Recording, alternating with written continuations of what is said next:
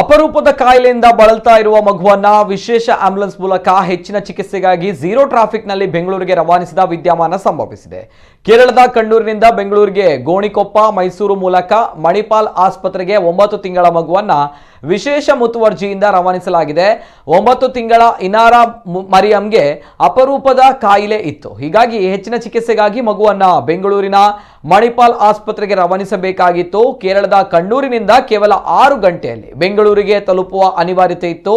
Traffic ಸಮಸ್ಯೆಯ ನಡುವೆ ಮಗುವನ್ನ ಸರಿಯಾದ ಸಮಯಕ್ಕೆ ಆಸ್ಪತ್ರೆಗೆ ರೀಚ್ ಮಾಡುವುದು ಅಸಾಧ್ಯದ ಮಾತಾಗಿತ್ತು. ಕರ್ನಾಟಕದ ರಾಜ್ಯದಲ್ಲಿನ ಜವಾಬ್ದಾರಿಯನ್ನ ಕರ್ನಾಟಕ ಚಾಲಕರ ಒಕ್ಕೂಟದ ವಹಿಸಿತ್ತು. ಆಂಬ್ಯುಲೆನ್ಸ್ ಚಾಲಕ ಮಾಡಿದ ಮನವಿ ಮೇರೆಗೆ ಕರ್ನಾಟಕ ಚಾಲಕರ ಒಕ್ಕೂಟದ ಎಲ್ಲಾ ಚಾಲಕರಿಗೆ ಸಹಕಾರ ನೀಡಲು ಮನವಿ ಮಾಡಿತ್ತು. ಮನವಿಗೆ ಸ್ಪಂದಿಸಿದ್ದ ಚಾಲಕರು ಪೊಲೀಸ್ ಇಲಾಖೆ ಸಹಕಾರದೊಂದಿಗೆ ಆಂಬ್ಯುಲೆನ್ಸ್ ನಿರ್ವಿಘ್ನವಾಗಿ ಸಂಚರಿಸಲು ಪೂರ್ಣ ಪ್ರಮಾಣದಲ್ಲಿ ತೊಡಗಿಸಿಕೊಂಡಿದ್ರು. ಜೊತೆಗೆ ಕೇರಳದಿಂದ ಮೈಸೂರು ಮೂಲಕ ಬೆಂಗಳೂರಿಗೆ ಹೊರಟಿದ್ದ ವಿಶೇಷ ಆಂಬ್ಯುಲೆನ್ಸ್ ಹೋಗುವುದಕ್ಕೆ ರಸ್ತೆಯುದ್ದಕ್ಕೂ ಕೂಡ ಜನ ಕೂಡ ಉತ್ತಮ ರೀತಿಯಲ್ಲಿ ಸ್ಪಂದಿಸಿದ್ರು. ಇನ್ನು ಝೀರೋ ಟ್ರಾಫಿಕ್ ವ್ಯವಸ್ಥೆಯಾಗಿದ್ದು ಆಂಬ್ಯುಲೆನ್ಸ್ ತೆರಳಲು ಸಾರ್ವಜನಿಕರ ಅಭೂತಪೂರ್ವ ಬೆಂಬಲ ನೀಡಿದ್ದಾರೆ. ಇದರಿಂದ 6 ಗಂಟೆಯಲ್ಲಿ ತಲುಪಬೇಕಿದ್ದ ಆಂಬ್ಯುಲೆನ್ಸ್ ಕೇವಲ 4 ಗಂಟೆಯಲ್ಲಿ ಮಣಿಪಾಲ್ ಆಸ್ಪತ್ರೆಗೆ ರೀಚ್ ಆಗಿದೆ. ಈಗ ಇನಾರಾ ಮರಿಯಂ ಸರಿಯಾದ ಸಮಯಕ್ಕೆ ಆಸ್ಪತ್ರೆ ಸೇರಿದ್ದಾಳೆ. ಇನ್ನು ಹೃದಯ ಗಟ್ಟಿ ಮಾಡಿ ಯಮನನ್ನೇ ಎದುರು ಹಾಕಿಕೊಂಡು ಸರಿಯಾದ ಸಮಯಕ್ಕೆ ಮಗುವನ್ನ ಆಸ್ಪತ್ರೆಗೆ ರವಾನಿಸಿದ ಆಂಬ್ಯುಲೆನ್ಸ್ ಚಾಲಕ ಹನೀಫ್ ಕಾರ್ಯಕ್ಕೆ ಸಾರ್ವಜನಿಕರು ಮೆಚ್ಚುಗೆ ವ್ಯಕ್ತಪಡಿಸಿದ್ದಾರೆ. ಕೇರಳದ ಕಣ್ಣೂರಿನಿಂದ ಝೀರೋ ಟ್ರಾಫಿಕ್ ಮೂಲಕ ಮಗುವನ್ನ ಬೆಂಗಳೂರಿಗೆ ಆಂಬ್ಯುಲೆನ್ಸ್ ಮುಖಾಂತರ ಹೋಗಲು ಅನುವು ಮಾಡಿಕೊಟ್ಟಂತಹ ಎಲ್ಲಾ ಚಾಲಕರಿಗೆ ಕರ್ನಾಟಕ ಚಾಲಕರ ಒಕ್ಕೂಟದ ಜಿಲ್ಲಾ ಪ್ರಧಾನ ಕಾರ್ಯದರ್ಶಿ ಸತ್ಯೇಂದ್ರ ಶೆಟ್ಟಿ ಕೃತಜ್ಞತೆ ಸಲ್ಲಿಸಿದ್ದಾರೆ.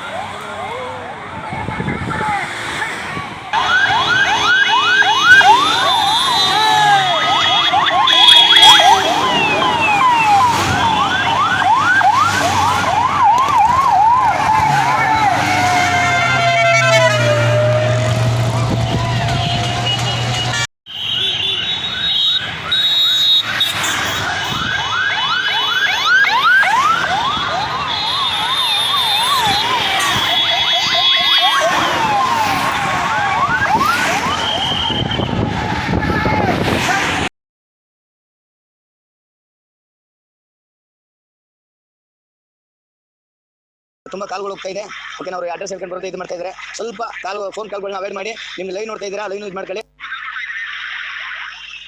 ಸರ್. ನೋಡಿ, ಅವರು ಕಾಲ್ ಇದು ಮಾಡ್ತಾ ಇದ್ದಾರೆ ಅಂತ ಹೇಳಿ ಅವರು ಸ್ವಲ್ಪ ಇದು ಮಾಡ್ತಾ ಇದ್ದಾರೆ. ಇನ್ನೊಂದು 10 ನಿಮಿಷ ರೀಚ್ ಆಗ್ತೀನಿ ನಾನು. ಸರ್, ಗೋಣಿಕೊಪ್ಪ ಪಾಸ್ ಆಗಿದೆ ಆಲ್ರೆಡಿ. ನೋಡಿ, ಪಾಸ್ ಆಗಿದೆ ನೋಡಿ ಸರ್. ಸರ್, ಒಂದು 10 ನಿಮಿಷ ನಾನು ರೀಚ್ ಆಗ್ತೀನಿ ಸರ್. ಬಸಪಳ್ಳಿ